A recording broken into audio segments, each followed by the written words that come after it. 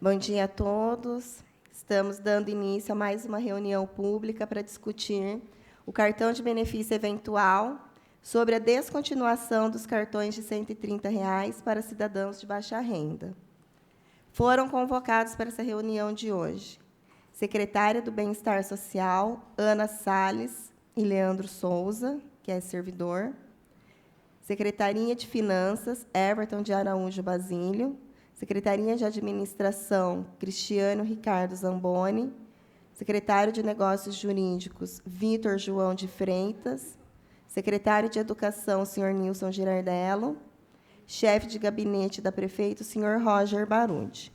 Temos duas justificativas de ausência, uma em nome do senhor Roger Barundi, informando que não tem condições, né, de vir por compromissos previamente agendados, e a do senhor Vitor, por problemas de saúde na família, que o filho está também com procedimento cirúrgico agendado, e ele tinha indicado uma outra pessoa, porém, a procuradora Juliane, que veio no lugar dele.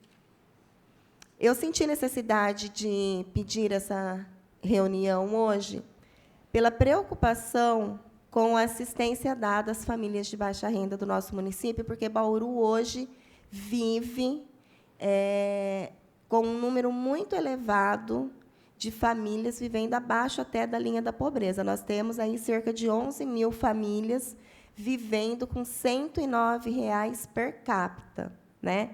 Numa situação aí onde a gente vê todos os dias as coisas no mercado, né, com preço exorbitante, e quando a gente fala de subsistência, a gente não fala só de comida, mas também de comida, né, que, nesse momento, eu acho que é uma questão até de dignidade. Os dados que nós vamos apresentar aqui são dados colhidos pelo Cadastro Único, né, que é de responsabilidade da Prefeitura, e eu gostaria de iniciar fazendo um breve histórico dos benefícios eventuais na assistência social. A TV tem os slides, por favor? Pode passar. Nós temos hoje em nosso município as pessoas de passagem, né? Nós temos as famílias de passagem, e nós temos muitos projetos que ajudam o município, o poder público, na distribuição das cestas básicas.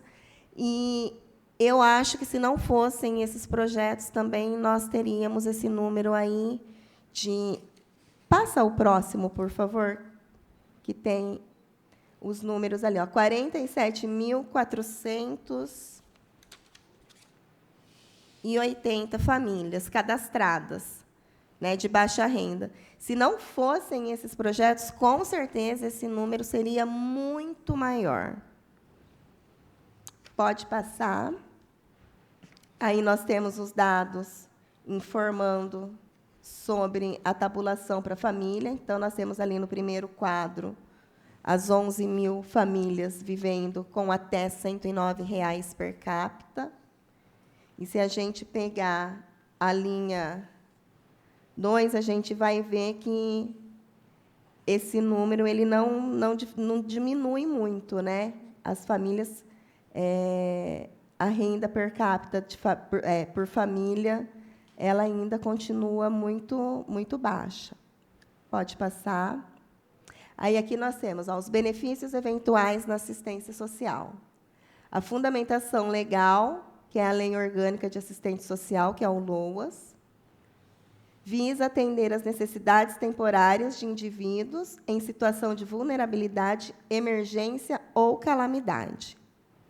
Tipos de benefício: auxílios por nascimento, morte, calamidade pública, entre outros. Critérios de concessão: avaliação individual da situação de vulnerabilidade, critérios de disponibilidade de recursos locais.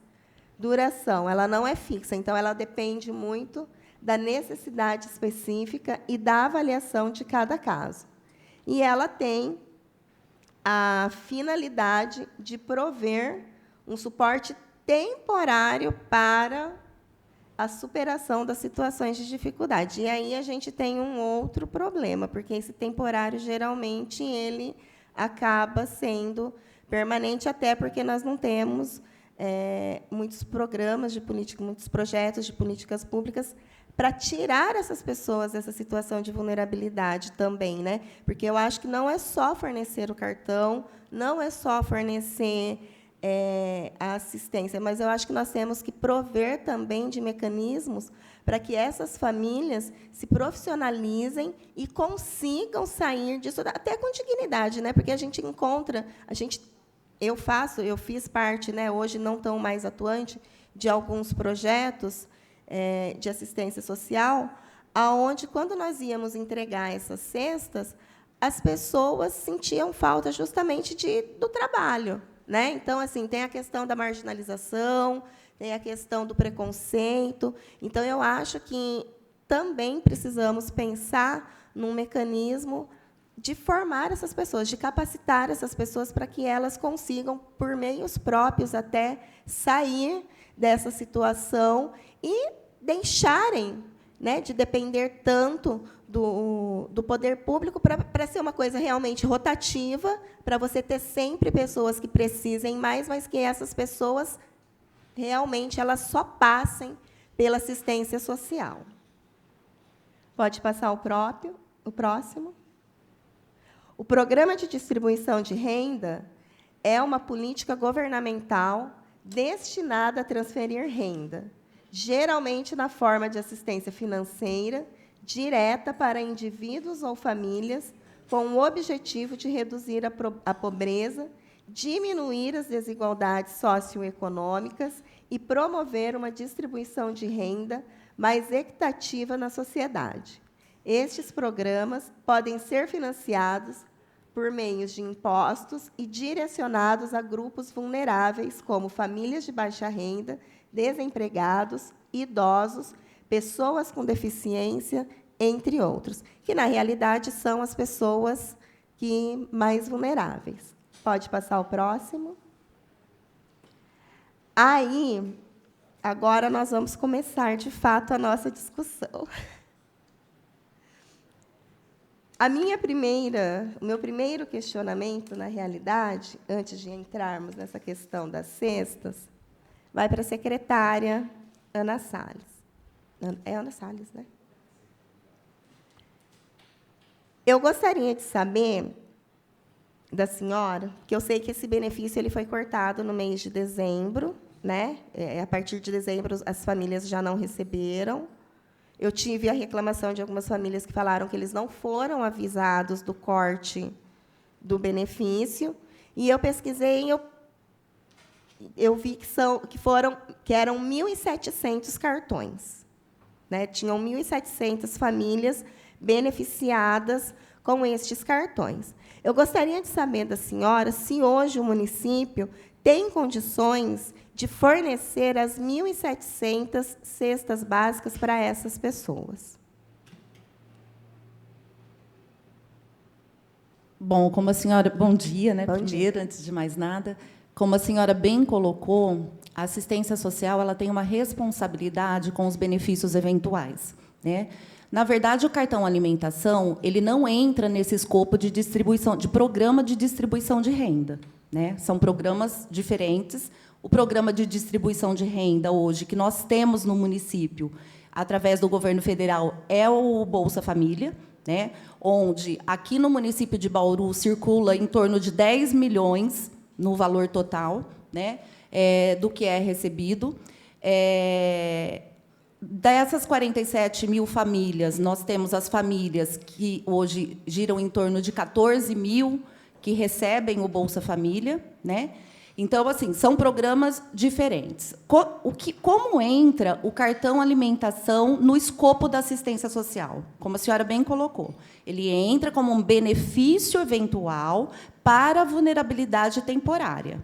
Certo. E aí a gente tem a questão que a senhora também bem colocou, que existem famílias que não é só uma questão emergencial. Exato. É uma questão que ela está em insegurança alimentar. Quando a gente traz essa questão da insegurança alimentar, a gente passa a discutir não assistência social, mas a gente passa a discutir segurança alimentar, que, de fato, tem uma política pública específica, né, que, na verdade, aqui no município de Bauru, nós temos uma Câmara intersetorial, né, existe um Conselho de Segurança Alimentar, no qual está sendo formatado um plano municipal justamente para verificar essa questão de insegurança alimentar. Então, quando nós trazemos para a assistência social os benefícios eventuais, a lei do SUAS, tanto a federal quanto a municipal, ela coloca que a assistência social ela tem que atender, né, ela precisa dar uma prioridade de atendimento para as famílias em situação de vulnerabilidade temporária, de forma não fixa, né? Ela, de fato, é temporária, e esse suporte, esse atendimento, ele é uma das estratégias que a gente tem dentro do atendimento e no acompanhamento das famílias, e ele pode ser em pecúnia ou em alimento. A lei é clara, ela não fala que é uma transferência de renda, é em pecúnia ou alimento. Na verdade, esses 1.794 cartões, eles foram previstos no ano passado e estão previstos esse ano, só que agora não 1.794, mas eles estão previstos 1.800, né, porque a gente arredondou aí a quantidade. No final do ano, nós tivemos o contrato, de fato, finalizado, onde nós tínhamos uma taxa negativa prevista nesse contrato. De acordo com uma lei federal e um decreto, quando se trata de alimentação, não é mais para que isso exista. Então, nós iniciamos esse estudo justamente para que os próximos contratos eles viessem de uma forma adequada com taxa zero. Né? Então, foi todo esse estudo, que para a gente também foi novo, porque até então esse contrato ele vinha desta forma. Né? Então, nós iniciamos todo esse suporte. E, fora isso, a SEBS tem, sim, uma previsão também de aquisição de cestas alimentares, no qual nós temos um contrato em andamento. Então, assim, todas as famílias em situação de vulnerabilidade temporária que procuram o CRAS, porque a via de entrada é o CRAS, enquanto que na secretaria é apenas o ponto de entrega, todas elas nós estamos atendendo de acordo com a avaliação, como a senhora bem colocou, que essa avaliação, quem faz esse encaminhamento para a secretaria são os técnicos de CRAS a partir de uma avaliação social. Por isso que, quando a gente teve esse momento em que nós iniciamos o processo de licitação em relação ao cartão, a gente até deu uma nota de que as famílias deveriam procurar o CRAS, justamente por isso, porque é o CRAS quem tem essa relação e essa indicação. E aí, voltando só mais um pouquinho, dentro da questão da insegurança alimentar ou da segurança alimentar, todas as políticas públicas elas estão envolvidas, né? Todas elas têm uma responsabilidade dentro dessa política pública. A assistência social, dentro dessa política pública, cabe a ela indicar as famílias que estão em situação de vulnerabilidade, no sentido dessa necessidade de continuidade de alimentação, bem como, de fato, né, como a senhora bem colocou também, nós temos, através do PAIF, que é o Serviço de Proteção Integral à Família, que é executado dentro do CRAS, esse atendimento e acompanhamento das famílias. Então, quando a família ela é inserida no PAIF, por isso que a gente sempre direciona, não é só entrega, como a senhora colocou mesmo, não é só aquela questão. Né? A gente precisa mesmo fazer um plano de acompanhamento com essa família, por isso que a gente pede que vá até o CRAS, porque aí ele vai ter um atendimento profissional no sentido técnico mesmo de acompanhamento, de conseguir fazer um diagnóstico do que acontece dentro daquele território e quais as principais demandas que essa família traz. A partir daí, são iniciados os encaminhamentos. Né? Quando nós fazemos a avaliação da família, então, não é só a família, a gente verifica, não é só um membro da família. Né? Então, a gente verifica tudo. As crianças, a pessoa idosa, se tem pessoa com deficiência. A partir daí, de acordo com as demandas que cada família tem, e naquele momento de vulnerabilidade, né, são feitos os encaminhamentos. Então, a partir daí, são acionadas as outras políticas públicas, porque existem coisas que não vão dar conta dentro da política de assistência social. Nós temos os serviços de proteção, serviço de convivência, nós temos, sim, o serviço de inclusão produtiva, nós temos um programa dentro da secretaria que funciona, inclusive, isso partiu mesmo de uma adesão que nós fizemos junto ao governo federal para o Acesso UAS Trabalho. Então, existe uma equipe volante que vai no CRAS, que vai nos serviços de acolhimento, que vai em outras instituições, justamente para fomentar e contribuir com esse acesso ao mundo do trabalho, né? Hoje, nós sabemos que a maior parte da população que a gente atende são famílias que trabalham de forma autônoma, né? A grande maioria, elas acabam prestando serviço, então é feito toda uma articulação também com a Secretaria de Desenvolvimento Econômico, até para que essa pessoa ela consiga, de fato, né, se registrar, ela consiga atuar enquanto... que ela consiga não ficar na informalidade, mas que, de fato, ela consiga ter a sua certificação, né, enquanto trabalhador, e as garantias de todo trabalhador. Então, feito toda essa ação. O mais interessante é justamente isso, porque, assim, você falando, e eu deixei você falar mesmo, porque eu não entendo, eu não tenho conhecimento geral da causa, mas, assim, o que me foi relatado não é... As pessoas, se existem esses programas, têm algum problema de comunicação, porque não está chegando lá nas comunidades carentes, onde as pessoas fazem uso disso e que precisam se profissionalizar e que querem se profissionalizar, inclusive, dessa questão desses benefícios que eles podem, essa questão de poder fazer um curso, de ter essa parceria com o CDCOM. É sobre isso, é sobre a comunicação, de como essa comunicação de vocês é feita para a pessoa que faz uso de todos esses benefícios. E agora, sim, como você falou que são coisas distintas, então vamos falar da assistência social de uma maneira geral. Como a assistência social dentro do município de Bauru, hoje, o que vocês estão fazendo para que realmente seja passageiro essas pessoas pelos projetos e pelos programas que a secretaria oferece? Porque o que a gente observa e o que a gente vê é justamente isso, que é o permanente. É o que era para ser passageiro, ele acaba se tornando permanente, porque essas pessoas não estão tendo a oportunidade. E aí eu volto a falar para você, eu acho que precisa ter algo mais específico para essa formação profissional dessas pessoas, como o Bolsa Família prevê, inclusive, que é um outro problema, porque a gente sabe que a legislação em torno do Bolsa Família, ela prevê que o Bolsa Família seja uma verba também de transição, né? Não é para a pessoa ficar recebendo o Bolsa Família o resto da vida, mas que, entre dos critérios, é que tem que oferecer a formação para que essa pessoa consiga se sustentar por meios próprios. Então, assim, aonde está o problema? Posso só fazer um adendo? Assim, na gestão atual, a gente teve um crescimento na pobreza, da pobreza que não tem mais extrema pobreza, de 16%. De 2019 para hoje, teve um aumento de 16% na pobreza, se a gente pegar, isso baseado no cadastro único.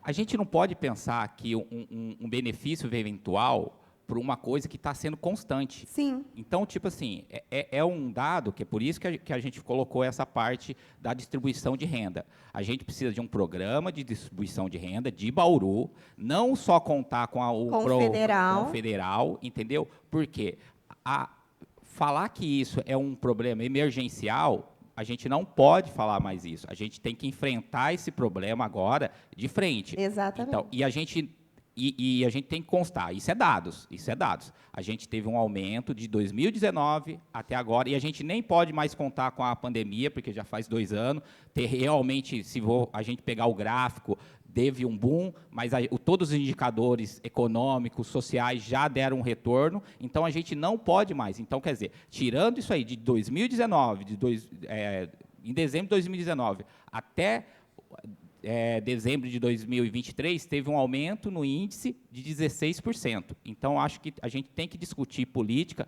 de distribuição de renda na nossa cidade também. Sim. Olha, o que eu posso dizer... Quero só constatar a presença do nobre vereador Meira, que ele também, depois que eu comecei a pesquisar isso, eu vi que ele também está envolvido, né, nessa questão, e eu pedi para que ele viesse aqui para poder contribuir também, porque eu sei que ele já tem feito alguns estudos, então eu pedi a colaboração dele.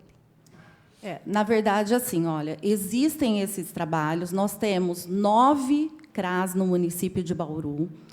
O CRAS ele não tem atuado, e isso iniciou nessa gestão, inclusive, não atuado só dentro do CRAS, mas eles têm ido para o território. A gente tem umas equipes de CRAS volante que justamente vão para esses territórios para facilitar essa comunicação, para fazer o acesso, né, assim, facilitar o acesso da população em relação aos atendimentos.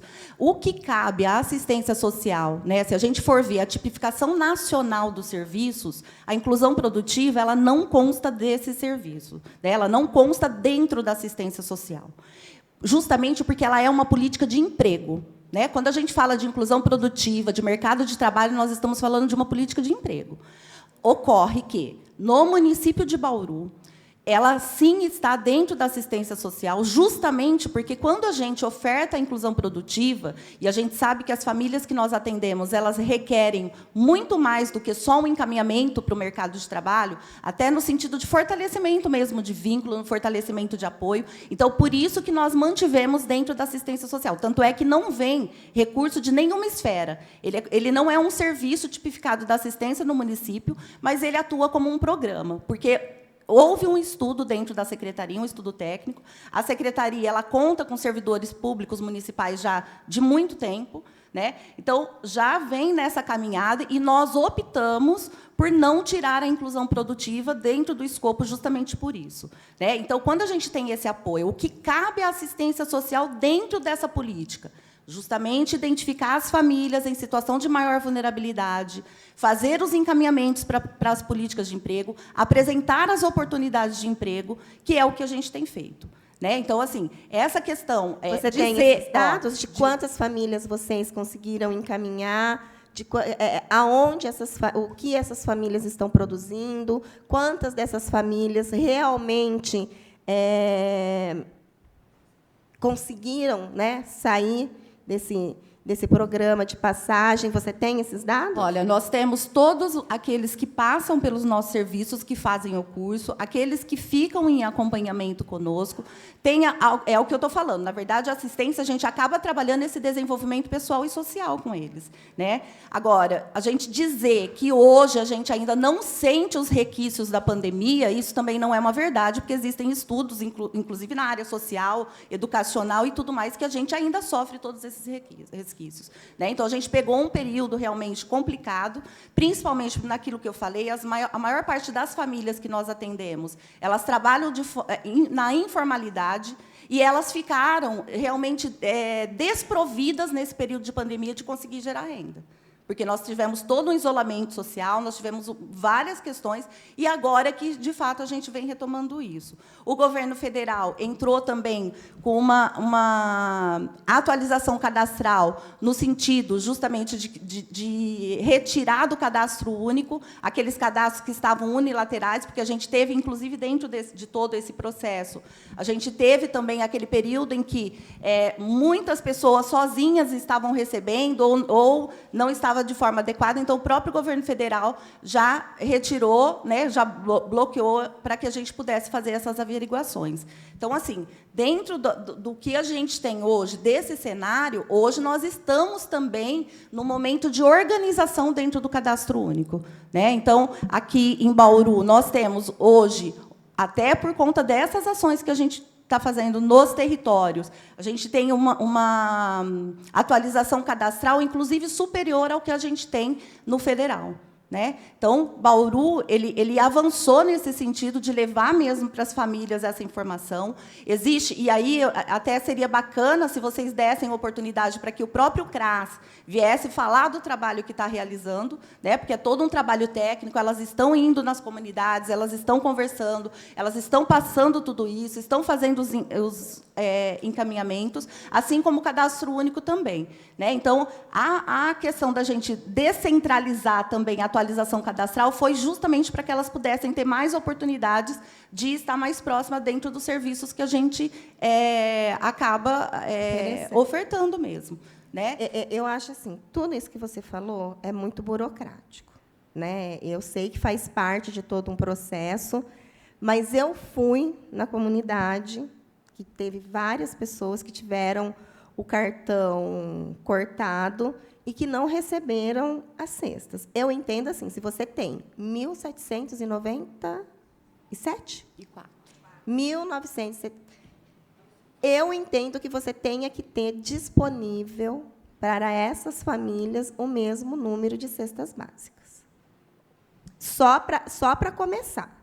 Porque aí o que acontece? Eu fui lá e essas pessoas que nós estamos falando, elas estão reclamando que assim, elas passam necessidade, que se não for as ONGs, se não for o colega que junta com outro colega e faz uma festa de aniversário e pede doação, se não fossem estas pessoas, muitas dessas pessoas que tiveram o benefício cortado estariam passando fome. Vamos falar o português correto. Então, assim, eu quero saber especificamente, para estas pessoas, o que vocês fizeram nos meses de dezembro, janeiro, e o que vocês estão fazendo no mês de fevereiro, que eles não estão tendo isso. Olha, quando eles recebem o cartão, eles já são comunicados que ele é temporário. Então, não houve nenhum cartão. Ele é temporário, mas vocês precisam trabalhar. Porque, assim, falar que ele é temporário, ele é R$ 130, né? Parece que são 3 meses.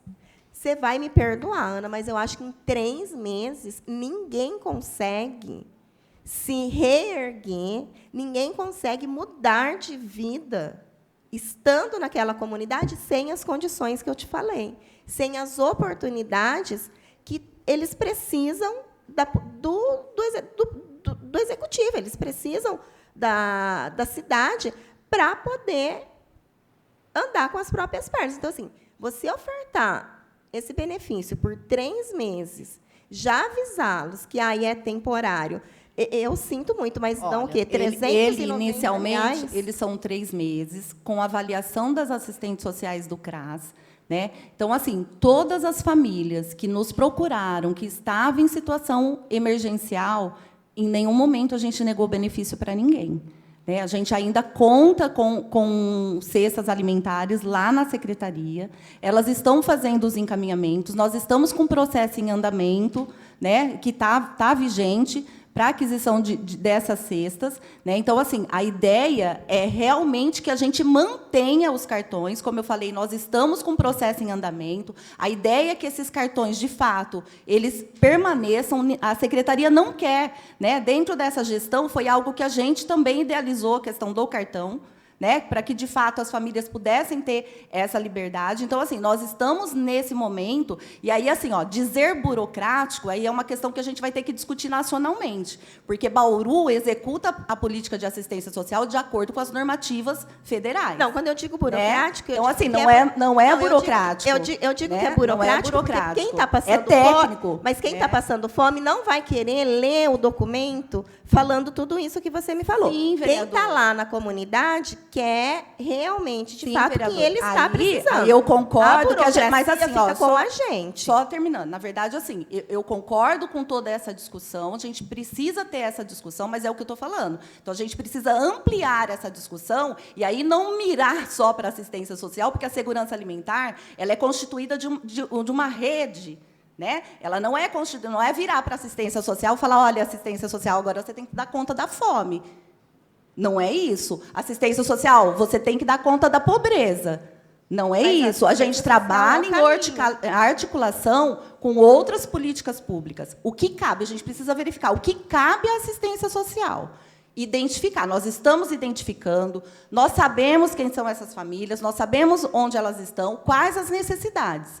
E aí nós temos que ter, sim, esses encaminhamentos. A gente precisa ter esse suporte, a gente precisa ter essa rede para que a gente possa fazer todo esse encaminhamento. E vocês têm acreditar, tipo de comunicação aí, assim, entre secretarias? Existe, claro que existe. O que acontece muito é que, muitas vezes, as vagas, o perfil exigido pelas empresas não contempla ainda aquilo que nós temos de realidade das nossas famílias. Por isso que eu falei que existem famílias que a gente precisa fazer todo um trabalho antes, porque tem famílias que precisam voltar a estudar. Existem pessoas que estão realmente com baixa escolaridade. Como eu falei, a maior parte trabalha na informalidade. Né? Então, existe todo um contexto por trás disso. As mulheres, muitas mulheres, elas são chefes de famílias e são mães. Né? Tem criança. Então, é todo um envolvimento que precisa haver junto com todas as políticas públicas. E essa discussão ela acontece. O que não dá é para a gente chegar e falar assim, olha, assistência social agora, você vai ter que dar conta da segurança alimentar sozinha. Não é. A segurança alimentar ela envolve tudo. Tanto é que, dentro dos nossos serviços, todas as crianças que nós temos, seja ele adulto, idoso, criança, eles têm alimentação e não é uma refeição só. Eles têm café, ele tem almoço, ele tem o café da tarde, ele tem o jantar. Então, assim, é uma forma da gente também manter. A partir do momento que a mãe está trabalhando e essa criança está ali, essa criança não está desprovida de nada. Deixa eu te perguntar uma coisa. A cesta, né, as cestas que são ofertadas, elas contemplam toda essa... Elas conseguem dar conta da alimentação de uma família de quantas pessoas, por quanto tempo? Você tem essa base? Olha, eu não sou nutricionista, mas certo. A orientação que a gente tem é de, pelo menos, uma família que tenha de 4 a 5 pessoas, porque é uma cesta básica. Né? Mas existem situações, inclusive com o próprio cartão. Existem famílias que recebem o cartão e que a gente também concede a cesta.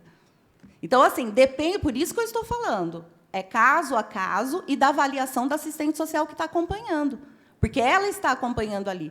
De repente, tem famílias... Porque, assim, hoje, é como eu falei, hoje nós temos famílias que elas estão em... são 14 mil famílias que recebem o Bolsa Família. E tem famílias que recebem o limite máximo de renda, tem famílias que recebem R$ 2.100 de benefício no município de Bauru. Mas, né, por conta da família, por conta, isso, por conta. Então, assim, mas o que eu estou dizendo é assim, ó, a assistência social, quando ela verifica esse apoio que a gente fala, porque assim, o Bolsa Família ele não é só esse eventual, não é só esse temporário. Quando a gente fala de calamidade também, e nós temos uma equipe que percorre as cidades quando chove, quando tem incêndio e tudo mais, é um serviço que está à parte dessa questão só dos benefícios de cartão, de cesta, é uma equipe que vai e que também tem subsídio para atender essa família naquela necessidade. Então, assim, a assistência ela tem uma gama de serviços e depende da situação para onde ela precisa direcionar. Vereadora, eu posso fazer só 2 apontamentos? Pode. Sobre o que era repassado pelas empresas de cartão, a prefeitura sempre faz isso, outras prefeituras fazem isso, é uma coisa que, desde abril, do ano passado, já tinha ciência que todo o contrato novo não poderia mais as empresas de cartão repassar para a coisa. Então, assim, eu acho difícil a gente, desde abril do ano passado, foi até antes, mas é que eu tenho aqui notícia desde abril, a gente alegar que não foi renovado um cartão por causa desse motivo, se isso a gente já sabia desde abril. Já tinha previsão. Outro apontamento que eu gostaria de colocar aqui também é que, assim, acabei de consultar no Cadastro Único, hoje Bauru está com a atualização cadastral de 74% e 51%. E o Brasil está em 78% e 25%, o geral. Se a gente contar só com a de baixa renda, aí melhora um pouquinho. A Bauru está 85 e 95 e o federal 86 e 71. Então, a gente não está melhor no cadastro único. Não, nós acabamos de retirar o relatório de dezembro.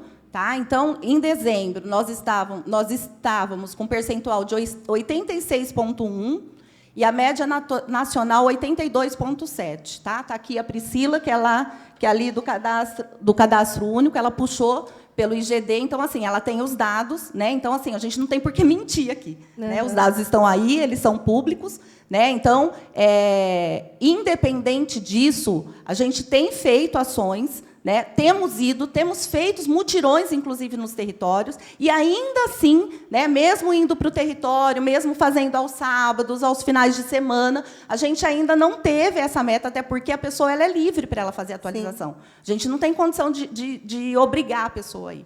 Né? Ela tem um período, ela precisa, mudou de endereço, mudou de telefone, ela precisa atualizar. Nasceu alguém, faleceu alguém na família, e não estava trabalhando, começou a trabalhar, ela precisa atualizar.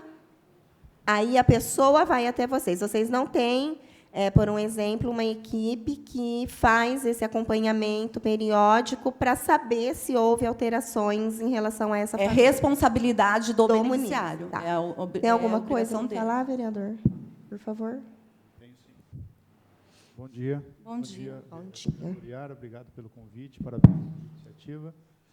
Secretário Ana Salles, secretário Guirardello, Everton e o Cris. E uma boa tarde a todas as senhoras aqui presentes também. Quando você me mandou o convite ontem, Yara, eu acho que, ainda não foi dado conhecimento, mas aqui, quando nós protocolamos documentos, usando a prerrogativa do artigo 18 da Lei Orgânica, né, o vereador ele pede informações para a administração em relação a um determinado fato.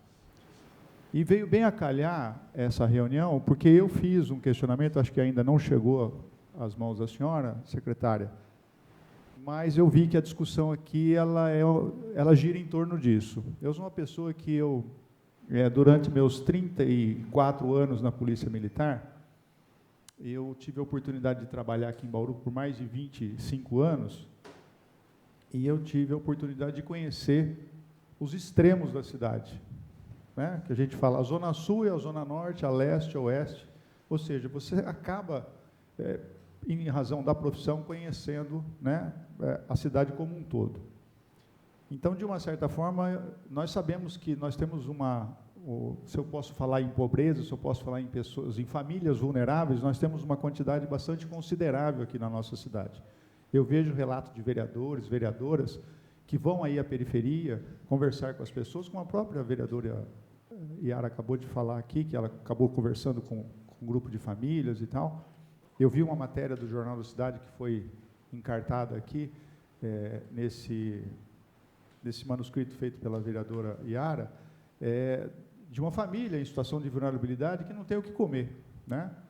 E se não fosse também o voluntariado de muitas entidades, em especial eu falo sempre aqui da Casa da Sopa, podem gostar ou não da Rose, mas eu admiro o trabalho voluntário dela, porque ela, de fato, ela faz um trabalho em que ela distribui por mês 1.400 cestas básicas, e ela não distribui cesta de forma aleatória, porque ela recebe, só de um empresário, ela recebe 400 cestas, todo mês. Então, vem num pacote. Ela abre todos esses pacotes, ela faz uma nova cesta, e ela distribui aquela cesta com as famílias que ela tem cadastrada, de acordo com as pessoas que moram lá. Que eu acho isso uma coisa fantástica. Por quê? Se eu pegar uma caixinha e entregar para uma família, pode ser que para aquela família, aquela cesta dure 10 dias. Foi por isso que eu perguntei, se ela tem conhecimento, por isso que a pergunta se a dela cesta... é muito pertinente. Se eu tenho uma outra família, pode dar para uma semana. E tem família que, se bobear, dá para 2 dias. Porque tamanha, né, a quantidade de adultos que eu tenho lá em situação vulnerável. O que eu quero perguntar, e isso aí também tem uma coisa com o viés político, a senhora sabe disso, e o Everton também sabe, porque nós, quando foi instituído o cartão foi uma forma de você disciplinar a entrega de renda, vamos dizer assim, de distribuir renda, obedecendo aí alguns critérios estabelecidos pela sua pasta. Desde já, secretária, que eu tenho uma profunda admiração pelo seu trabalho, pela sua técnica e pelo seu profissionalismo. Eu sei que a senhora é uma pessoa que conhece aquilo que faz. Então, E eu tenho que deixar registrado isso aqui. E por isso eu a respeito quando a senhora se manifesta. Mas nada impede da vereadora questionar, do vereador questionar, do cidadão... Enfim, o questionamento faz parte da democracia. Mas eu fiz alguns questionamentos que eu gostaria de perguntar para a senhora se a senhora tem essas informações, quem sabe eu já posso até tirar algumas dúvidas, que tem viés político, que é a suspensão do cartão. Quantas pessoas ou famílias eram assistidas pelo cartão da administração? 1.794. Então, 1.794 cartões eram destinados às pessoas. Muito bem. São famílias ou pessoas? Famílias. A senhora sabe dizer quantas pessoas eram contempladas? Olha, a gente calcula em torno de 5, 6 pessoas por família, né? 5 a 6 pessoas por família? É, mais ou menos a média que a gente faz, mas tem famílias que ela é mais numerosa, né? E aí requer um atendimento também duplicado. Tudo bem. Quantas serão assistidas pela entrega de cestas básicas? Então, se eu tiro o cartão, quantas serão? Olha, nós temos disponível 1.800 cestas, né, para todo esse processo, mas, como nós temos processo em andamento também da cesta, há a possibilidade da gente continuar atendendo. Porque, assim, ó, como que funciona? Além dos cartões que a gente tem mensalmente, por que a gente já tinha provisionado essas cestas também? Porque o cartão ele tem uma recarga mensal. Eu não consigo ficar toda hora pedindo para fazer a recarga. Então, tem famílias que chegam para o nosso atendimento que a situação é emergencial, não dá tempo de esperar a recarga do cartão. Então, a gente já tem esse processo em andamento, exatamente, para que a gente possa cumprir. Até eu acho que o senhor não estava aqui quando eu falei, porque assim é uma prerrogativa da assistência social, dentro desses benefícios eventuais, atender com pecúnia, em pecúnia ou em espécie. Tá, muito bem. Mas as 1.800 cestas que a senhora falou que vão substituir aí o cartão, tá bom? A recarga do cartão. Só durante esse processo que está em andamento, porque o cartão ele não vai ser suspenso. Ele está, inclusive, está na Finanças para reserva de verba e vai sair o edital, né? Porque eles precisam agora, dentro desse edital, nós vamos colocar a questão da taxa zero, que até então, no contrato anterior, tinha a taxa negativa.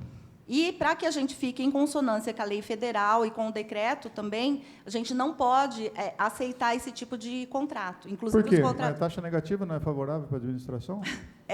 Aí acho que a doutora vai poder explicar melhor. Mas mas é justamente por isso. Só uma perguntinha. Você tem o quantitativo... Então não pode ter vantagem, então? A taxa negativa é vantajoso para o erário? Na licitação não pode mais. Os tribunais de contas já tiraram isso aí, que não já vinha já com essa aí. Toda a licitação de cartão, ele não pode mais utilizar como taxa negativa. A justificativa é transparência, tem vários apontamentos dos tribunais para parar de ter essa taxa negativa. Mas deixa eu só te perguntar uma coisinha. Você tem o quantitativo de quantas cestas vocês conseguiram distribuir em janeiro? Sim, em janeiro nós distribuímos 550 cestas. Das 1.800? 550 cestas. Além das 550, nós temos mais 1.800. Secretária, a senhora falou 1.800 cestas em substituição ao cartão. Onde serão entregues as cestas? As cestas elas são entregues na SEBS, na sede da SEBS. Então, a pessoa tem que vir na SEBS para poder... tem o cadastro dela e ela recebe a cesta, é isso? Isso.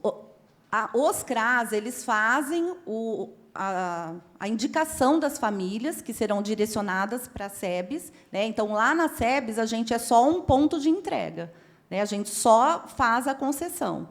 E, muitas vezes, há famílias que não conseguem chegar até a SEBS, e, muitas vezes, as assistentes sociais colocam isso para a gente, e aí os motoristas vão até a residência e entregam a cesta. As cestas são diferenciadas ou são únicas? Com padrão? São únicas. Então, significa que... Cai naquela coisa, que se você tem uma família de 3 pessoas, uma família de 6 pessoas... Mas, se houver... vai comer pela metade. Mas se houver o indicativo da assistente social de que a gente precisa atender, né, como eu falei, muitas vezes a pessoa até recebe o cartão e ela recebe a cesta também.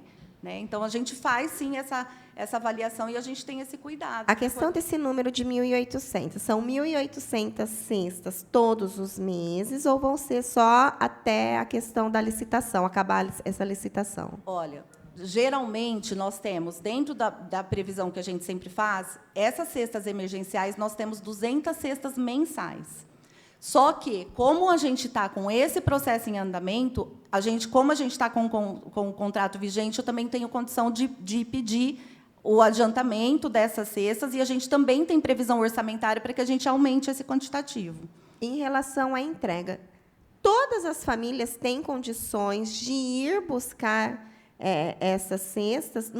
Porque, assim, eu estou falando porque as empresas, né, as grandes empresas de distribuição de cesta básica, se você paga uma taxa, elas entregam na porta, né, do local. Então, assim, eu sei, que foi me relatado também, de pessoas que, às vezes, tipo, emprestam dinheiro para pegar um Uber, porque não...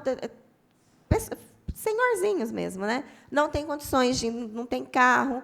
Então, assim, qual é a facilidade que vocês dão também para essa cesta chegar para essas pessoas? A gente entrega na casa. Entrega? Entrega. Todo mundo que precisar pode... For a questão, a Rosa está aqui, ela é assistente social. A Rosa saiu daqui, mas a Rosa que acompanha todo esse trabalho, né? Então, a partir do momento que existe esse indicativo, olha, eu não consigo... Às vezes, as pessoas também falam para a gente, olha, eu vim de ônibus, eu não tenho como voltar. A gente também concede o vale-transporte se for requerido ali. A gente também tem isso. Tá. Então, tem essa facilidade da pessoa conseguir, né, de repente... E aí, eu só queria adiantar, porque, às vezes, a gente é questionado, por que essas cestas não são entregues no CRAS? Né? Na verdade, gente, a gente tem, dentro das orientações técnicas do CRAS, justamente porque não é uma finalidade, não é uma prerrogativa do CRAS a concessão desses benefícios. Ele faz o atendimento da família. Né? Existe uma equipe de referência no qual está determinado o que essa equipe faz.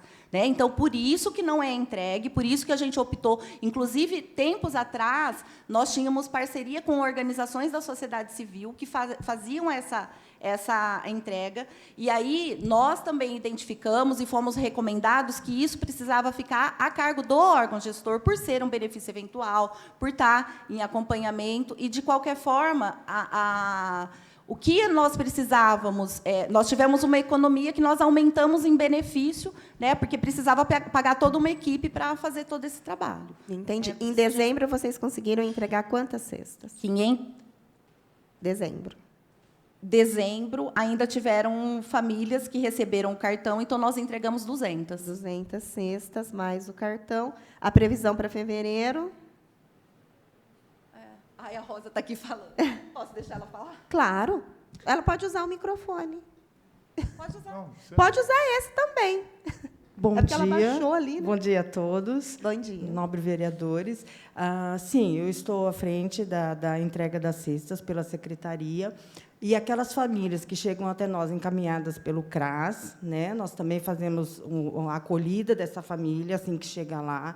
E se, porventura, ela não conseguir levar essa cesta, porque pode ser que seja um idoso, uma pessoa com deficiência, nós temos a entrega a domicílio, sim. Nós vamos até a residência da pessoa, entregamos. Né? Se o CRAS já faz o apontamento, assim que essa família é indicada e é concedida essa cesta e precisa ser entregue, a pessoa nem vem até nós. Eu faço a entrega da cesta. Quantas vocês entregaram na residência em janeiro?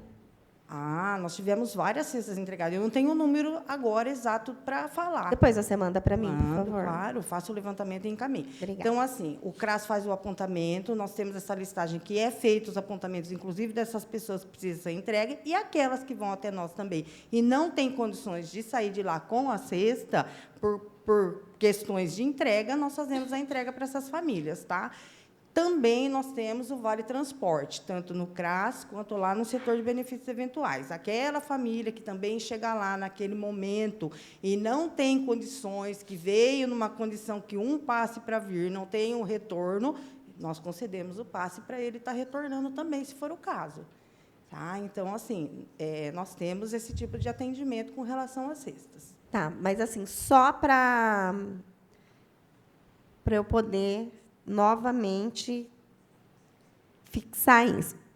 Vocês procuraram fazer esse tipo de licitação já com a entrega? Porque eu entendo que, se você já faz isso com a entrega, talvez seja até menos oneroso a questão de você disponibilizar um carro, disponibilizar um motorista para levar isso.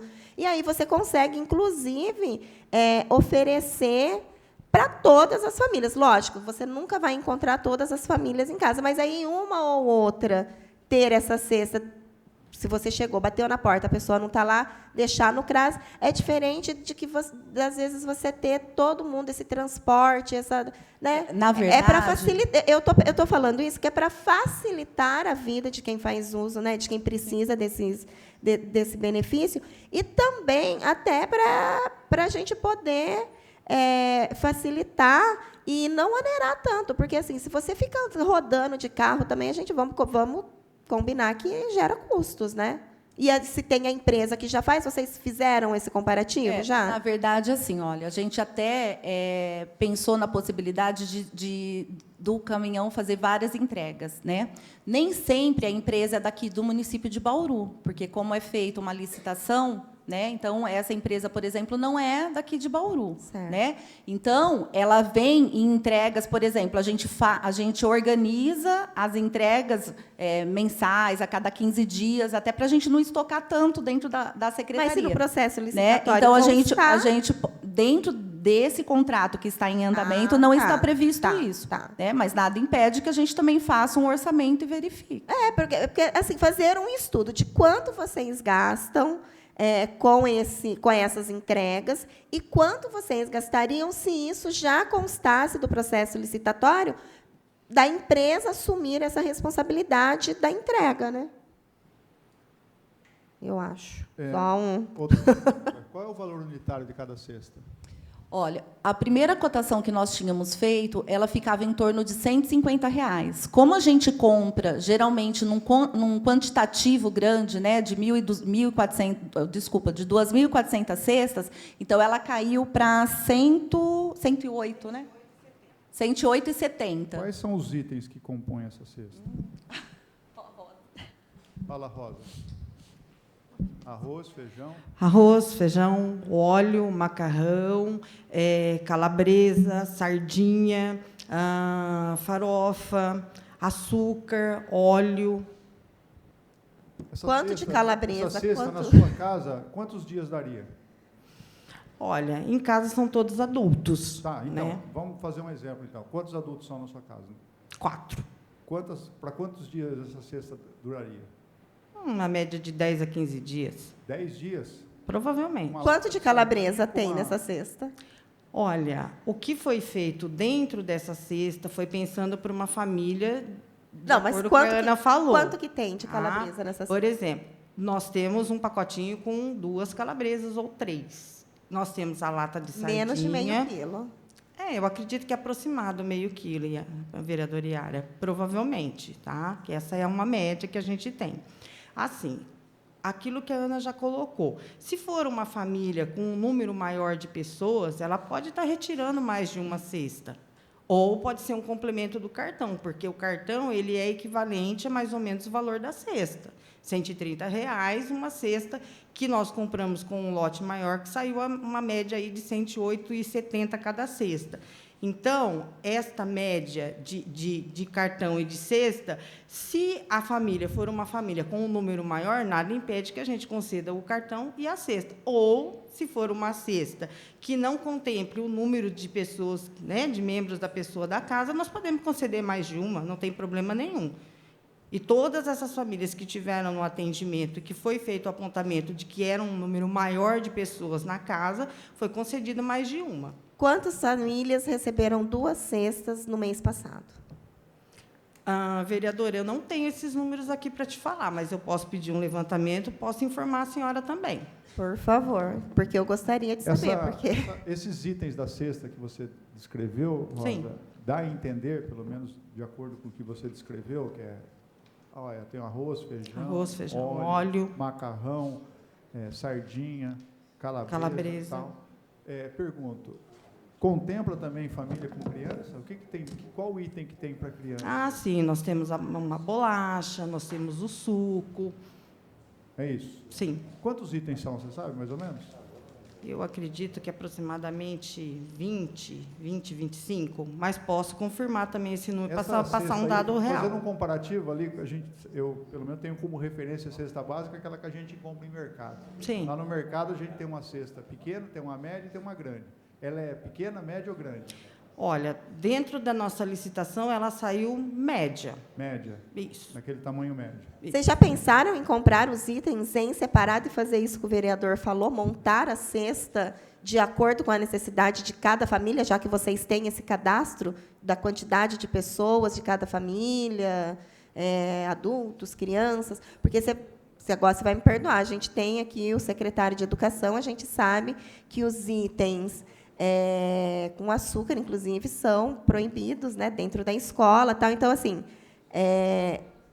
e a criança não vive só de leite e bolacha, né? Uhum. Então, montar a cesta mesmo personalizada para cada família, eu sei que gera um custo maior, mas eu acho que aqui nós estamos discutindo justamente a qualidade do que é ofertado também. Vereadora, é assim, só lembrando que assim, nós temos essa consciência e esse conhecimento de que a cesta alimentar, ela não é o ideal que a gente tem quando a gente pensa em termos de segurança alimentar, né? Então, ela entra, mais uma vez eu volto a falar, ela entra nesse momento, é o ideal, não é o ideal, né? O que mas falta para ser ideal? Ela entra neste momento como um atendimento de emergência, né? Fora a questão da cesta, fora a questão do cartão alimentação, as famílias, elas têm as suas rendas complementadas através do Bolsa Família também, né? Então, assim, aí eu volto a dizer, dentro da assistência, por mais que a gente trabalhe nisso, até porque eu nem posso utilizar os recursos que vêm carimbados para eu direcionar para a segurança alimentar. Né? Eu tenho que ofertar atendimento, acompanhamento e atendimento de emergência. É isso que nós temos que fazer. Então, assim, a gente ficar nessa discussão, olha, precisa por isso, precisa por aquilo. Nós temos, sim, essa complementação, inclusive em parceria também com o governo federal, aí sim na área, né, de segurança alimentar, que é o que a gente tem de caminhões, que a gente tem cestas de legumes, que é em parceria com agricultores familiares, no qual nós também distribuímos esses alimentos. O que a gente pode fazer para que isso seja viável? Isso é feito. Então, assim, nós recebemos de uma cooperativa que recebe esse financiamento do governo federal, e aí elas são distribuídas nos territórios. Então, geralmente, o caminhão vai, a gente tem uma parceria com a Sagra em relação a isso, né? Nós temos o caminhão lá, que é adequado, ele vai até as unidades de CRAS e faz essa distribuição gratuita para as famílias que ali estiverem. Entendi. Então, assim, por isso que eu estou falando, na verdade, a gente entra em parceria, a cesta vai garantir a segurança alimentar? Não vai. Ela não vai, e a gente vai ficar discutindo isso até não sei quando, porque ela não vai. Entendi. Né? Secretária, qual a ferramenta de transparência pública para o controle externo da entrega das cestas? Porque na pandemia tinha lá um link em que a gente sabia onde essas cestas eram entregues. Esse link da pandemia, ele está desativado, ou ele não está inativo. Como é que eu sei para quem foi entregue isso? Qual é Vereador, nós temos um sistema.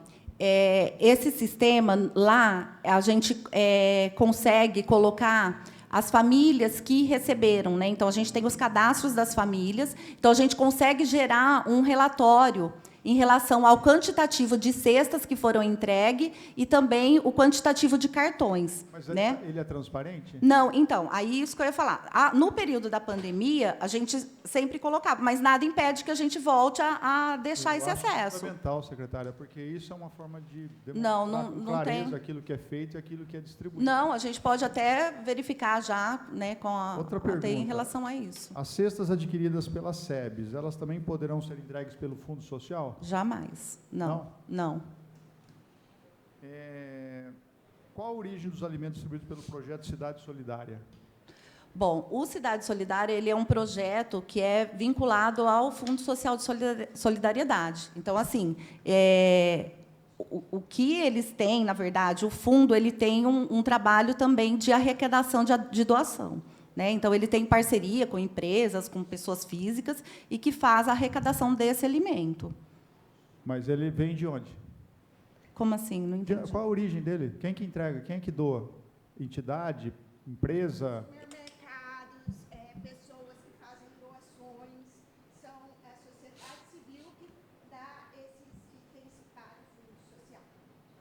E qual é a frequência disso? Mensal? Olha, Todo mês eles vão fazendo... Fala no microfone. deixa ela... Eles vão fazendo... Eu sou Cristina, eu sou diretora da Rede Social Básica. Todos os meses, e faço parte do Fundo Social, do Conselho. Todos os meses, eles fazem campanhas em supermercados, pessoas também que doam, e depois eles repassam esses alimentos a organizações ou mesmo a pessoas que vão até lá solicitar. Como que é feito esse pedido para essas entidades? É formalizado ofício? Ou as pessoas voluntariamente falam, olha, prefeitura, olha, eu tenho aqui 300 quilos de arroz, eu quero doar para a Cidade Solidária. É assim que funciona? Como é que funciona? Eu queria entender como é que é a captação desses alimentos. Aí teria que ver mesmo com a dona Lúcia como que é, mas geralmente é assim, ela tem até um cadastro das próprias OSCs aqui de Bauru, que não são conveniadas, que geralmente as que são conveniadas recebem um recurso, né? Então, geralmente são essas OSCs que são beneficiadas.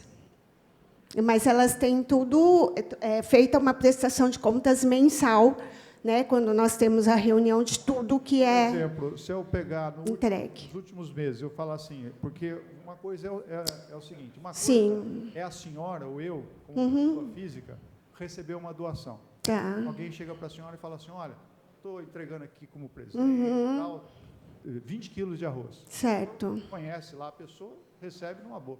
A senhora precisa dar satisfação para ninguém? Não.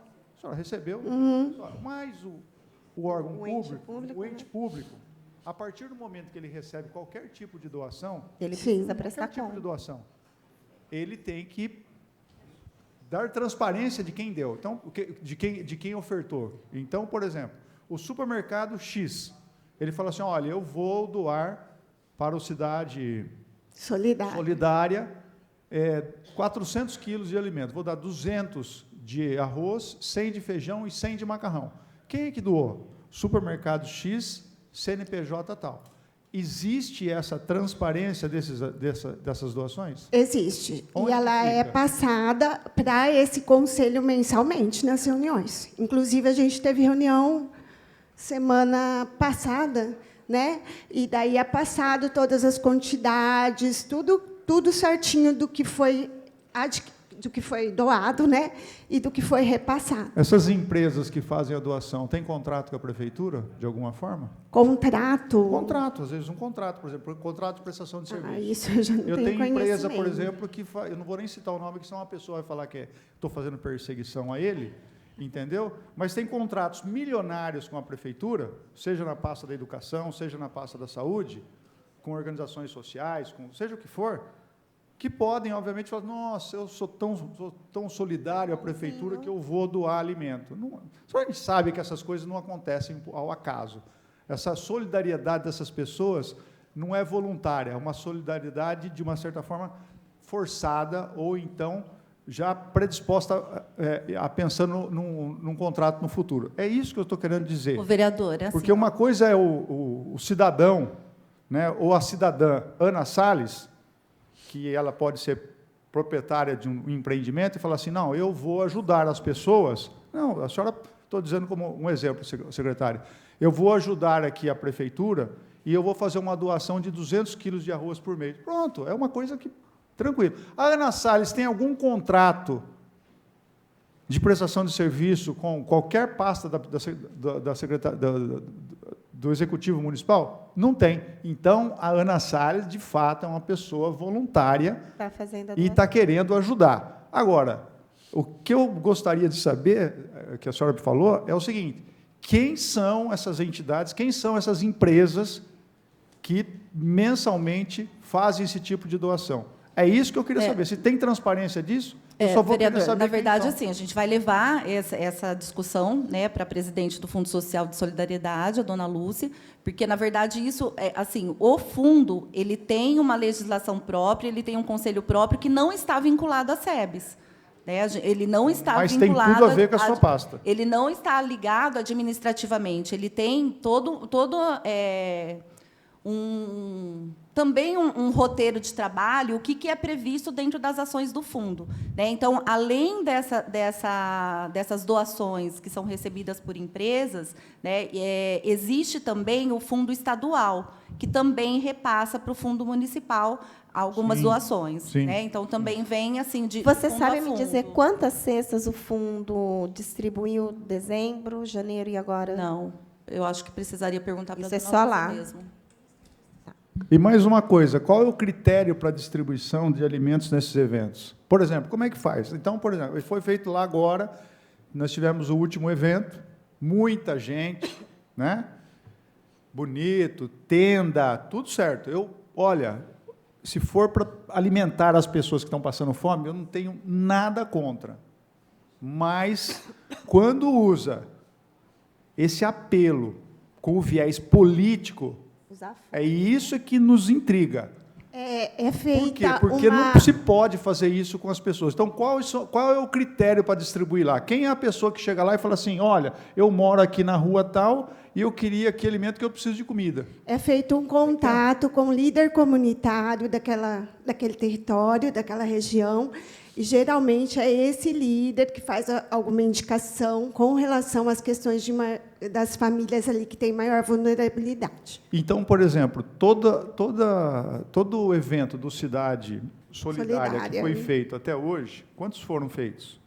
Acho que foram três ou quatro. 3 ou 4. Vamos pensar, vou pedir uma orientação, uma solicitação para a senhora. Uma informação. Em todos eles, se eu pedir a prestação de contas de quem doou, a quantidade de alimentos que foram arrecadados e para quem foi distribuído por família, eu tenho esse controle?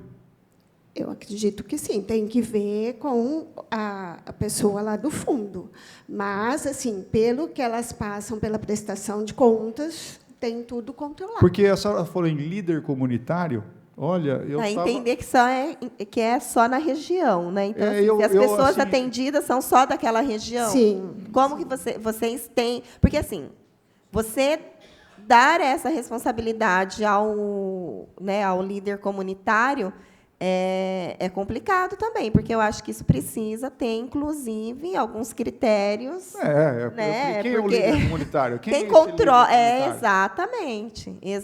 Porque eu vi aquele que teve ali na Nuno de Assis, eu não sei se é o mesmo evento, mas ali na Nuno de Assis a gente teve várias denúncias, inclusive, né? Então, não eram pessoas, por isso que ele do território ali, não eram pessoas ali Mas eu creio que vocês podem solicitar mesmo por escrito, porque eles podem estar passando. E só mais uma coisa, a SEBS já entregou cesta do fundo? O fundo já entregou cesta da SEBS? Não. De uma maneira geral, vocês têm esse costume de... Antes, né, logo que a gente iniciou, existia, né, principalmente logo que a gente saiu da pandemia e tudo mais, a gente tinha as doações, né, que eram recebidas, mas também com recibo. Por exemplo, olha, foi repassado tantas cestas para a SEBS, então nós tínhamos o recibo de quanto nós estávamos recebendo e também o controle de todas as famílias que foram recebidas. A partir do momento que a gente iniciou com todo esse processo, né, que a gente regularizou essa questão de ter esse contrato, de ter as cestas, a gente não tem essa questão. Mas, independente disso, não era o fundo que ia lá entregar. Ele fazia esse recibo de doação para a SEBS, e a SEBS indicava as famílias, e a própria SEBS entregava. Não tinha essa intermediação. A única questão que vinha do fundo era a questão mesmo de vir as cestas para a SEBS e a SEBS administrar. Mas agora... Ou seja, quando vocês, SEBS, recebem... vamos imaginar que tem uma doação de 500 cestas. Então, eu doei para a SEBS. Você, Ana Salles, vai reunir a sua equipe e falar assim, bom, para quem que eu vou distribuir essas 500 cestas? Então, você tem lá um critério para distribuir essas cestas. Exato, são os CRAS que fazem essa indicação. Isso, aí vem o CRAS, que você vai pegar o cadastro lá, você tem lá a vulnerabilidade das famílias e assim sucessivamente. Muito bem. Qual é o critério, por exemplo, que o fundo utiliza para a distribuição da cesta? Na verdade, vereadora, a presidente do fundo, né, poderia responder isso, mas o que a gente pode dizer assim, olha, que sempre existe um questionamento para a SEBS, assim como outras secretarias fazem também, quais são as áreas mais vulneráveis dentro do município.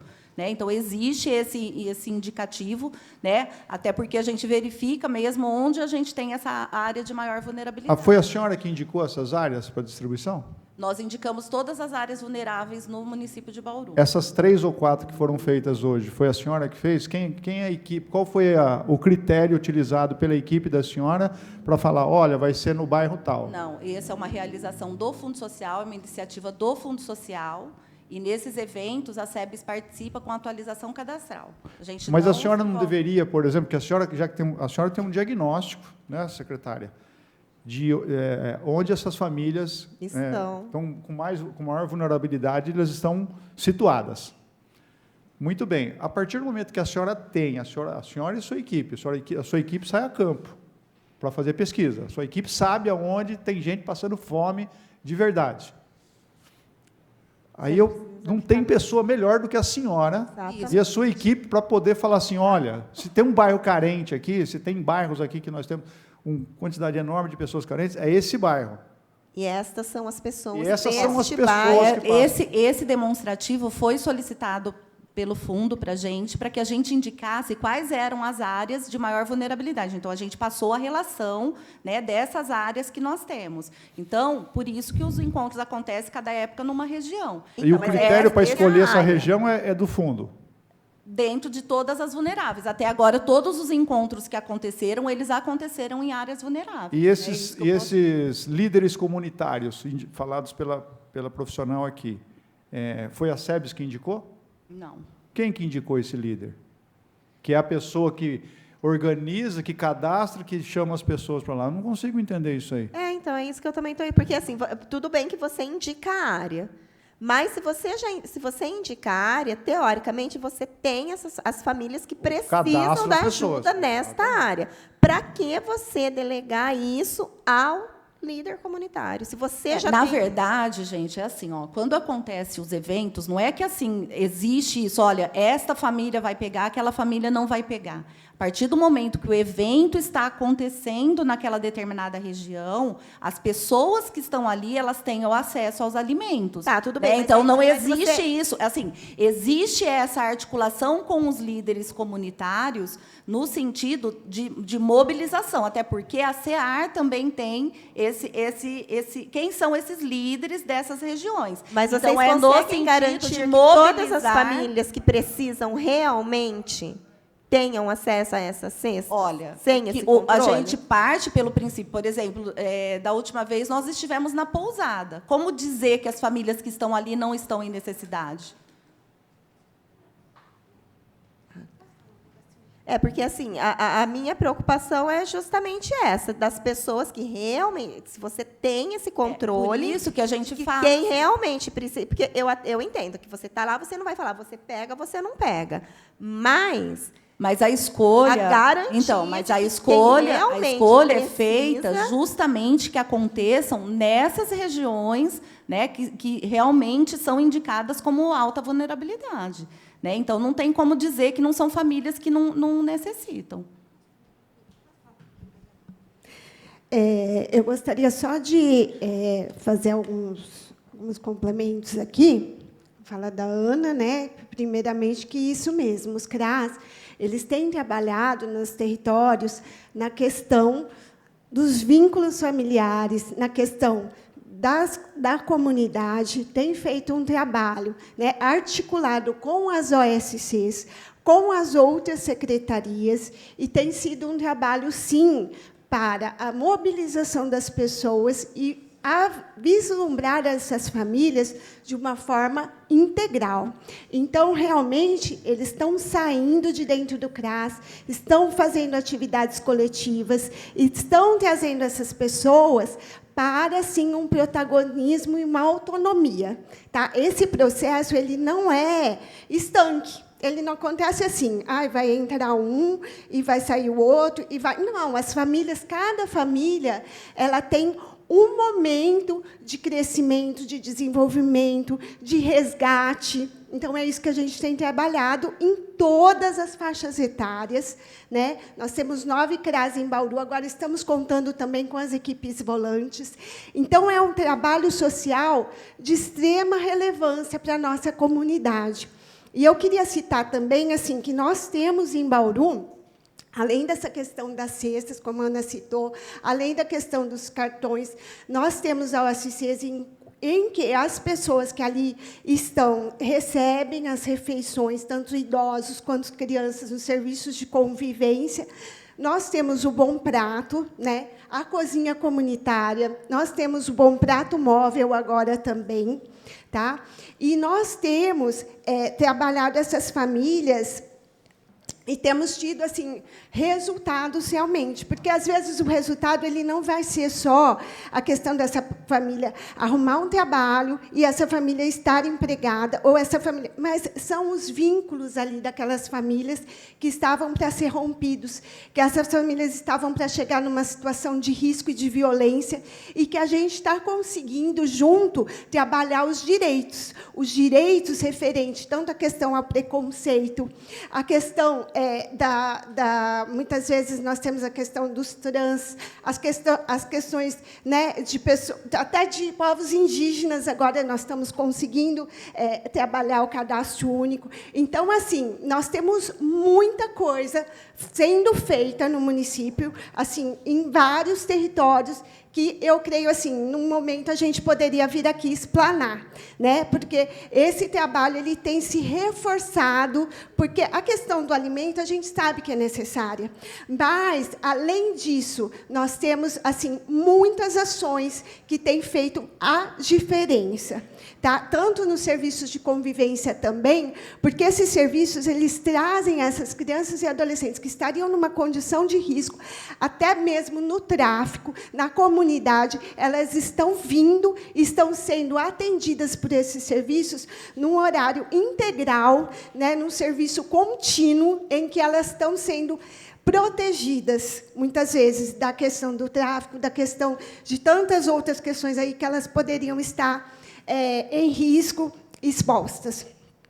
Mais uma coisa que eu queria falar para vocês, nós temos também na SEBS o programa Acessuas Trabalho. Né? Esse programa ele traz para a pessoa ela vir ter condições de estar entrando no mundo do trabalho. Muitas vezes, nós não temos, os nossos usuários eles não têm escolaridade. Né? Eles não têm o mínimo para poder fazer um currículo, para poder né, se apresentar numa entrevista de emprego. Eles não têm. Esse trabalho ele começa lá na base, com uma equipe nossa própria, que vai tanto nos CRAs, que vai nas OSCs, que tem acesso até à questão do CREAS, né, que são as mulheres vítimas de violência. E aí ela faz um trabalho de base com essas mulheres, para que elas recuperem suas autonomias, não só mulheres, mas todas as faixas etárias. E tem também surtido muito efeito positivo. Inclusive, nós tivemos uma reunião na semana passada, Adriane, em que mulheres deram os seus relatos de vida, que elas puderam sair da condição de violência e de vulnerabilidade, e elas foram realmente, têm seus empregos, têm a sua emancipação.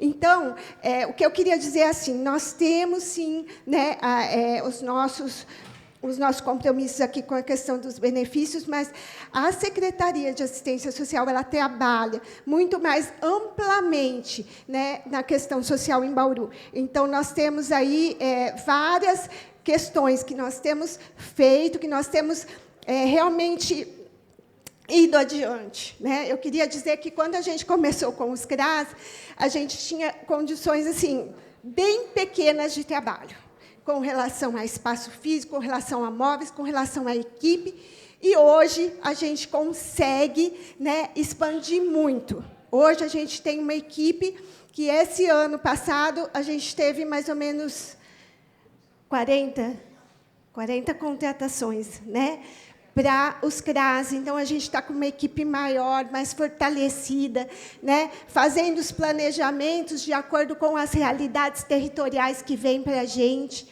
Então, é isso. Obrigada pela palavra. Eu só queria falar que, assim, por isso que lá no início eu falei que não é só a questão do benefício. Eu acho que a gente precisa trabalhar com a questão das políticas públicas de uma maneira global, justamente por isso.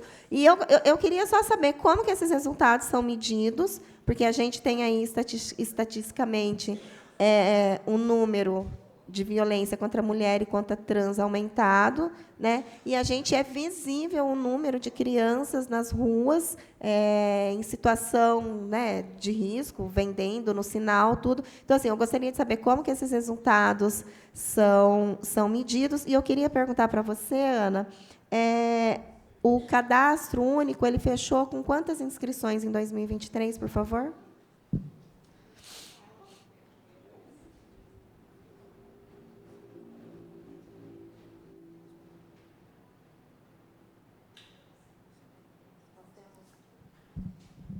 47.460 famílias cadastradas.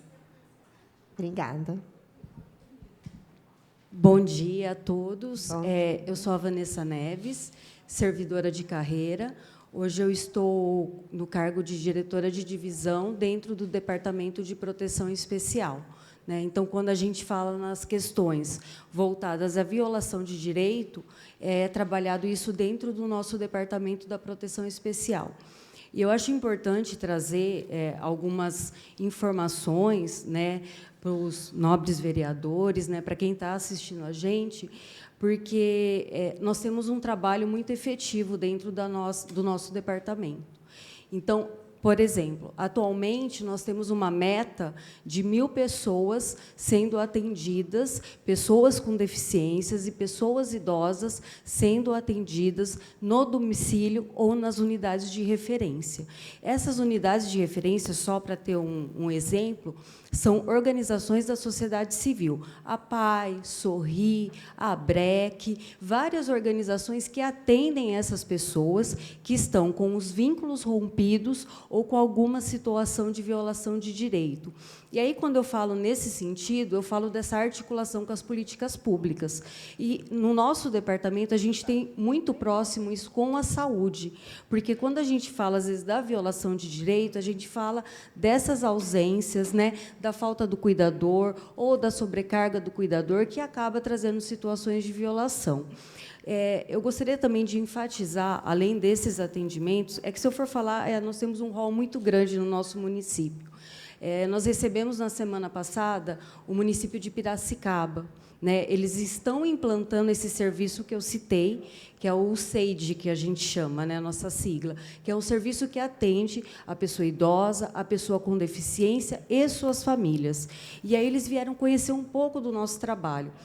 Após o Carnaval, no dia 19, nós receberemos o município de Araçatuba, que virá conhecer o programa Vida Longa, que fica ali no José Regino, que são aquelas casinhas voltadas para idosos, que têm um grau de autonomia, mas que, por condições financeiras, não conseguem custear a residência e estão desprovidos de vínculos familiares ou não possuem família, que possa dar esse suporte.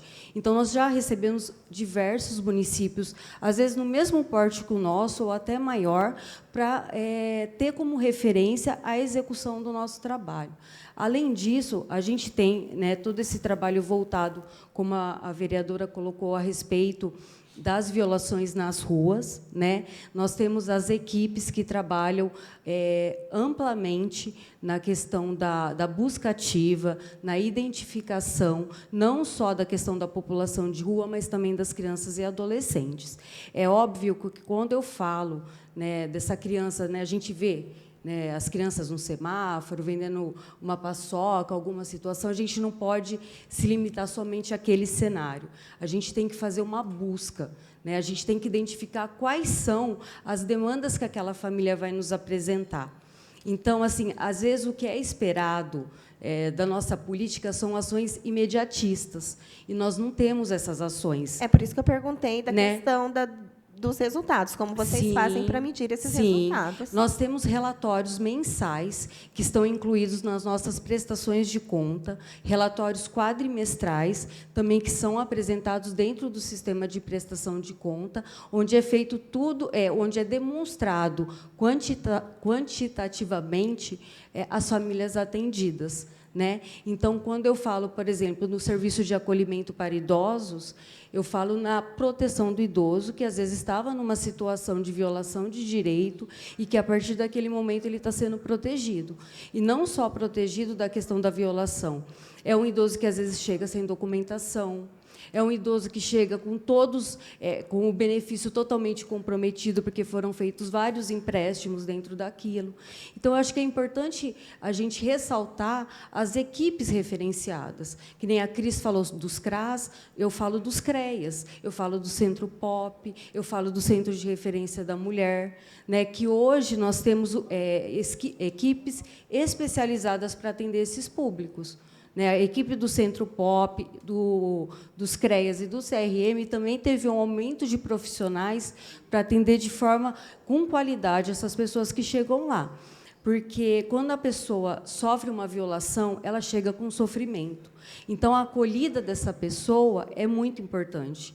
Então, esses profissionais eles têm que receber capacitações e formação continuada para conseguir atender essa família e vincular essa família ou esse indivíduo.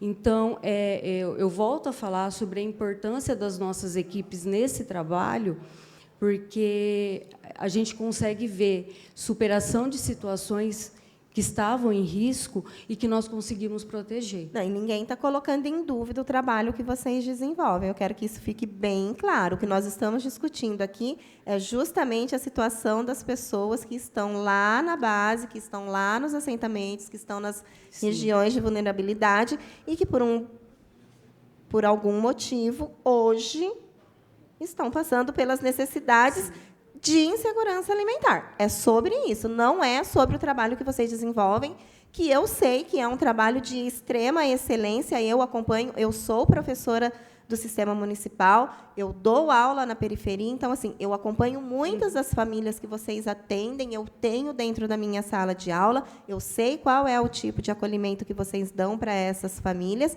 mas essas famílias estão sofrendo com a falta desses cartões e nessa questão da alimentar mesmo. É sobre isso que a gente está falando e nós estamos questionando. Sim. Até na semana passada, a gente teve uma situação de uma chuva bem forte no município, né? E a equipe de calamidade, o serviço, né, de calamidade pública, ele atendeu imediatamente a família dos assentamentos, né? Que nós temos alguns locais que têm esses assentamentos e que precisam do nosso atendimento, e foi feito esse atendimento imediatamente, até durante o período de chuva mesmo, né, para poder atender não só com a identificação dessa família, mas com as questões também alimentares, porque, às vezes, a família perde tudo durante a chuva, e aí essa equipe vai lá para fazer esse atendimento imediato, fornecer esse alimento e, já em seguida, encaminhar para os CREAS, que são os CREAS que atendem essas situações voltadas ao serviço de calamidade. Tudo bem. Seja bem-vindo, vereador Locadora. Mais algum questionamento? Não, eu só quero parabenizar a Vanessa, porque, olha, Vanessa, eu sou bem franco aqui, eu não conheço todos os assuntos, eu tenho limitações em determinados assuntos. Então, quando vem uma profissional como você aqui e faz um relato desse, faz um esclarecimento desse, eu fico, para mim, só acrescenta no meu conhecer, naquilo que eu gosto de buscar. Então, eu fico feliz em saber que o nosso município dispõe de profissionais competentes, talentosos, né, e comprometidos como você e sua equipe, porque isso é que a gente precisa. E, às vezes, a gente não tem conhecimento do teu trabalho. Exatamente, do que é feito, né? Então, o que a vereadora Yara falou aqui agora, eu achei interessante, porque nós estamos querendo saber algumas coisas, porque há uma demanda de pessoas que perguntam para a gente, que nos questionam. Então, nós somos, na verdade, um porta-voz da população que vem aqui. E, lógico que, às vezes, quando o assunto é pertinente, como você acabou de dizer aqui, e você faz um esclarecimento do teu trabalho, do teu departamento, que é o Departamento de Proteção Especial, eu pelo menos ao meu ver, eu fico muito... me alimenta muito mais com esse tipo de informação o meu saber, o meu conhecimento. E, obviamente, que a partir de agora, eu tenho uma opinião diferente, ou pelo menos eu tenho como discernir sobre aquilo que você falou. É isso, tá bom? Eu quero deixar bem claro isso para você. Obrigada. Eu só queria agora, já indo para a conclusão, conversar com o secretário Nilson, referente às cestas que são entregues, né, nas escolas. Existe uma lei, porque eu sei que tem um decreto que foi feito durante a pandemia da distribuição nas escolas, mas eu gostaria de saber se há uma lei específica que permite a distribuição dessas cestas básicas dentro das escolas. Porque, assim, teoricamente, essa distribuição deveria estar a cargo da outra secretaria, não da Secretaria da Educação. Bom, eu não acredito que haja alguma lei específica. Eu acho que é justa a entrega. A gente não é cesta, né? A gente chama de kit alimentação para o estudante, né? Que tem acontecido nas férias de julho e janeiro, né? A quantidade, eu quero deixar claro, é levantada pelas nutricionistas em função do que seria razoável para uma criança, para o estudante. Por vezes, até a gente ouve reclamação na imprensa, inclusive, da quantidade ser pequena. Mas a quantidade é pequena porque é calculada para a criança, para o estudante. Exatamente. Então, assim, a gente não poderia fazer como faz a SEBS, distribuir uma cesta básica para uma família, né? Distribui para a criança. Se tiver irmãos, é claro, a quantidade é duplicada. A família tem direito a duas. Exatamente. Isso também vai dentro de uma exigência, e acho que faz parte de um conjunto, né, de ações que são educativas, mas são sociais. De alguma forma, a gente não tem como separar a educação, né, embora a educação seja educação, né, a atividade social é atividade de cunho social, mas a gente faz também com a Defensoria Pública, que exige da Secretaria a criação dos 5 polos durante as férias, que você bem sabe que os professores estão de férias. Os polos acabam sendo um espaço para a criança ficar, não é um espaço educativo, até porque a gente não tem professor naquele momento. Sim. Então, poderia você falar assim, é uma ação social?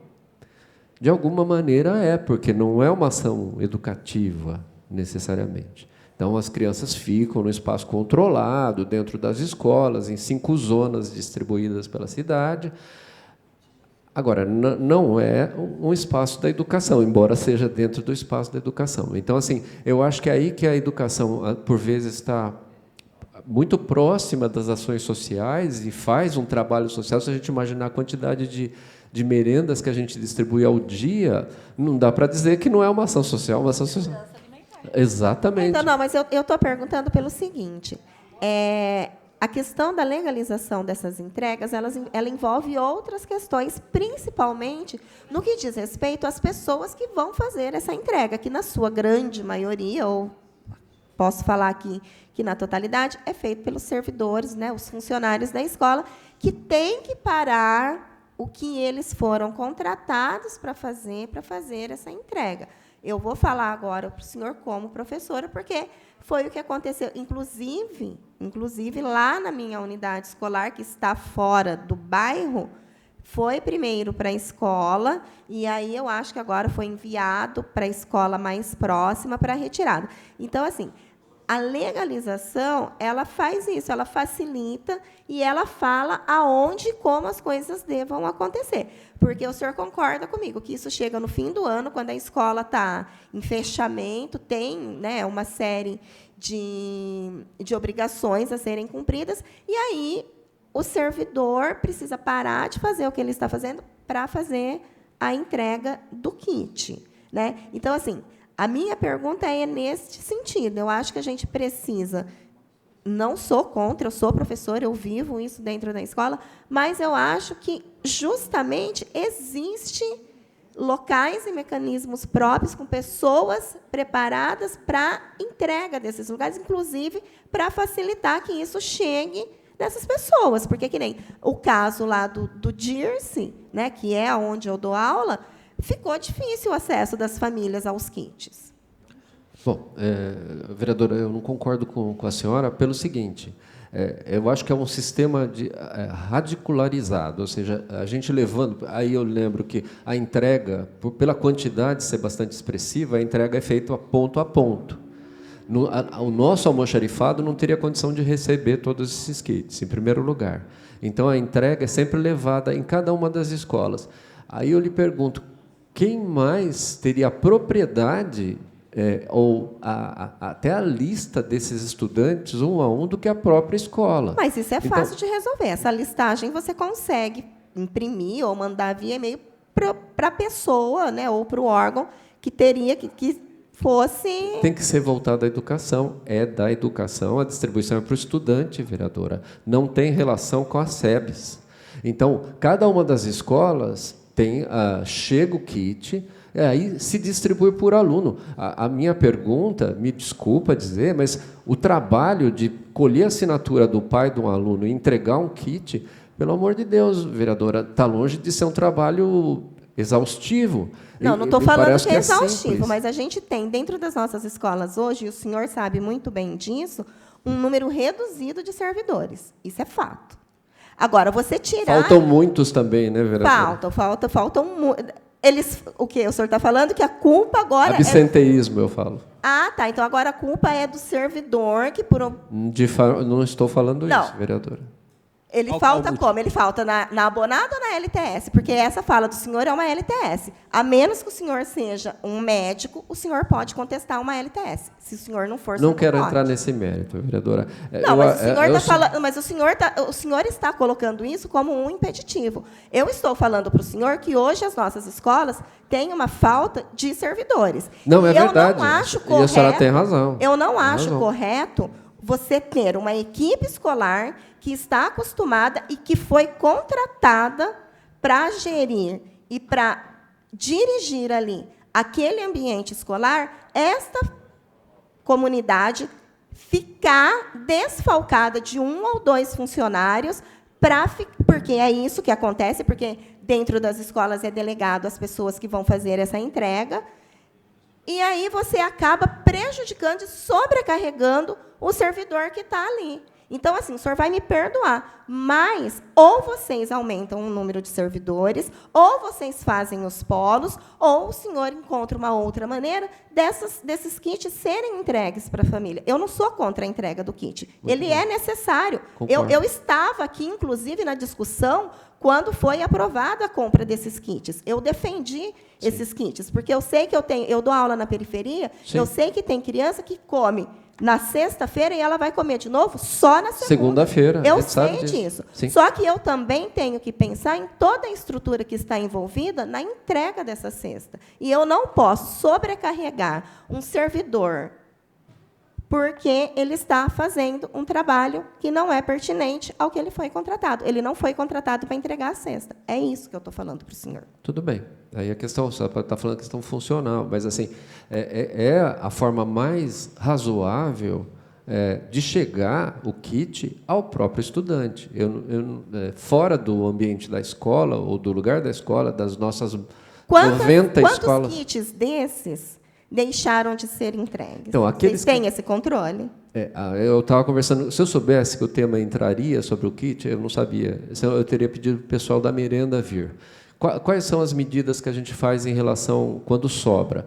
Ou a gente pede para as merendeiras utilizarem na própria merenda, ou, e a gente vê em algumas escolas ocorrer, a escola define, olha, tem uma família extremamente carente, essa criança. Então, distribui, dá uma outra cesta, um outro kit a uma mesma criança, desde que acolha a assinatura do responsável. Esse tipo de controle vocês têm? Isso, a merenda tem. Eu queria, depois eu vou peço para eles. Com a Fran. Infelizmente, da próxima vez, se eu soubesse, eu teria pedido para a Fran vir aqui, porque acho que ela poderia explicar melhor.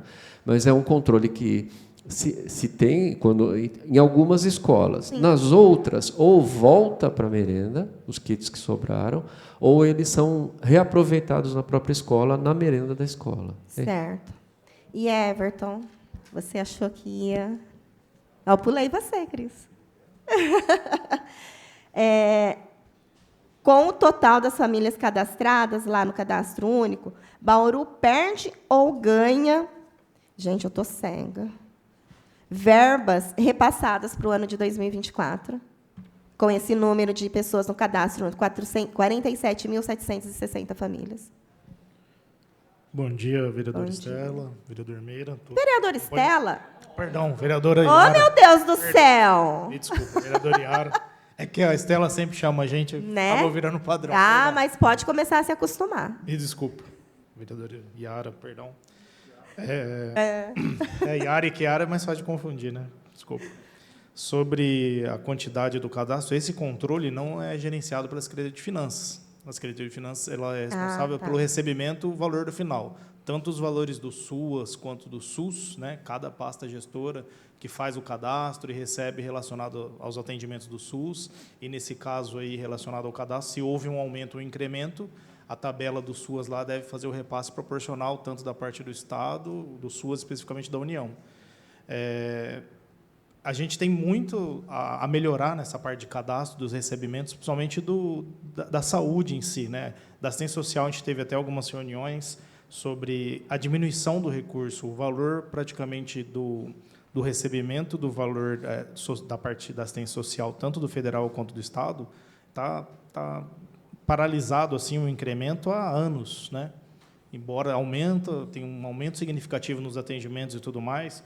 A própria Ana já esteve em contato lá com o pessoal, a gente chegou a fazer reunião virtual com o Ministério na época e tudo mais, devido até questões orçamentárias da União mesmo, então a gente não está vendo essa melhora. Na saúde, algumas coisas estão sendo aperfeiçoadas para você poder fazer o cadastro da forma correta. A gente tem algumas restrições com relação àquela diminuição da carga horária do médico, que acabou impactando em alguns recebimentos. Mas, com relação à sua pergunta sobre o cadastro, consequentemente, espero que tenha essa possibilidade de aumento, porque, vindo esse recurso, tanto do Estado quanto da União, acaba dando um fôlego aqui para o orçamento municipal. Ah, então tá bom. Alguém tem algum questionamento? Vereador? Então, eu gostaria, então, só para a gente concluir, dos dados que eu pedi, tanto para você quanto para o secretário de Educação, para a gente poder aí ver o que a gente pode fazer para melhorar tudo isso. Nada mais havendo a tratar, damos por encerrada essa reunião às 11h01. Muito obrigada.